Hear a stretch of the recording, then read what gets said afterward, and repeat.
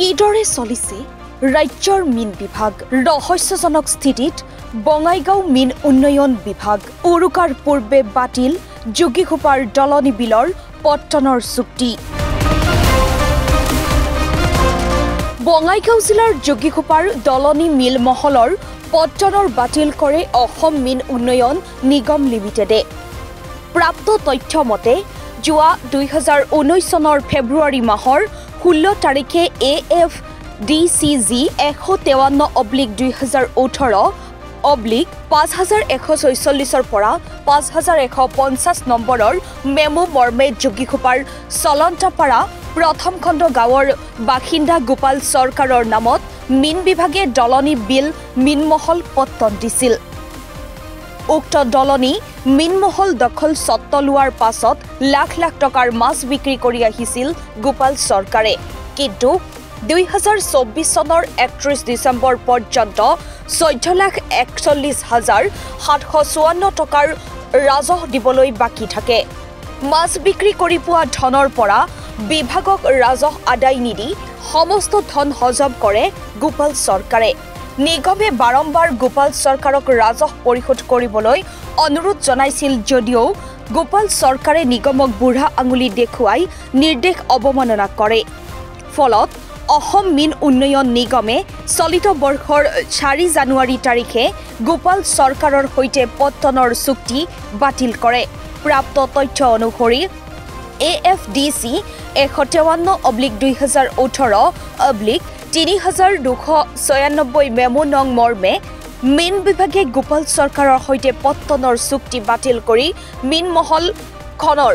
দখল সত্ত নিগমলৈ হস্তান্তৰ কৰাৰ নিৰ্দেশনা জাৰি কৰিছে নিগমৰ চুক্তিপত্ৰৰ 32 নং দফাৰ ধাৰা অনুযায়ী গোপাল চৰকাৰৰ আমানতৰ ধন বাজেয়াপ্ত কৰে লগতে অনাদায় ৰাজহ পৰিশোধ নকৰিলে গোপাল চৰকাৰৰ বিৰুদ্ধে বাকি জাই গোচৰ ৰুজু কৰাৰ ব্যৱস্থা গ্ৰহণ কৰিব বুলি নিৰ্দেশনাত উল্লেখ কৰিছে ইতিমধ্যে অসম মীন উন্নয়ন নিগম লিমিটেডে জাৰি কৰা নিৰ্দেশনাৰ প্ৰতিলিপি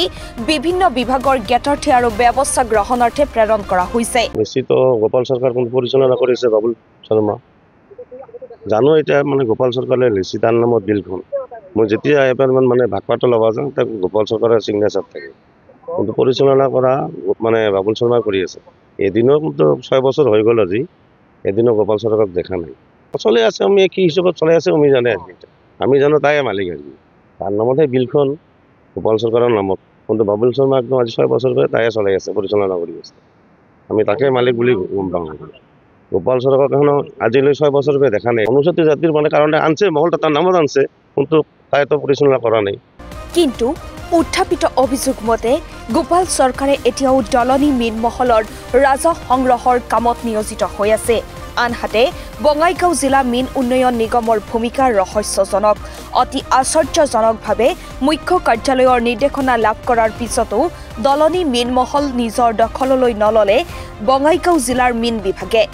অবৈধভাৱে গোপাল চৰকাৰে ৰাজহ সংগ্ৰহ কৰি থকা কাৰ্যই সচেতন মহলৰ চকু কপালত তুলিছে কিন্তু অতি আশ্চৰ্যজনক কথা যে উক্ত নিৰ্দেশনা জাৰি কৰাৰ পাছতো মীনমহলৰ কামত অসম আৰক্ষীৰ জোৱানক ব্যৱহাৰ কৰি আহিছে গোপাল চৰকাৰে লিখিত অৰিজিনাল গোপাল সরকার বাবু শর্মা এখন কাগজে পত্র গোপাল সরকার কিন্তু গোপাল সরকারে এখন বাবু শর্মা কি পাওয়ার এটা করে হাইকোর্টের থেকে এটা আমি শুনছোহে কাগজপত্র আমি দেখা নাই আমি তো আমাকে রুইহে কর্মচারী আনছে আর হাওলদার লিখ দিতে গোপাল সরকারে এগ্রিমেন্ট করে দিতে সেই হিসাবে এই পরিচালনা করি আছে এটা 14 লাখ টাকা যদি গভর্নমেন্টের পয়সা তো টেন্ডারের টাকা এইটো তো আদায় দিবাই লাগবো না বাতিল কাগজপত্র যদি ওলাইছে কিন্তু গভর্নমেন্টের মানুষ তো হেৰি এই বিভাগৰ পৰা কোনো ফিচাৰী ডিপাৰ্টমেণ্টৰ মানুহ মেনেজাৰো আহিব মানে মেনেজাৰে আহিব লাগছিল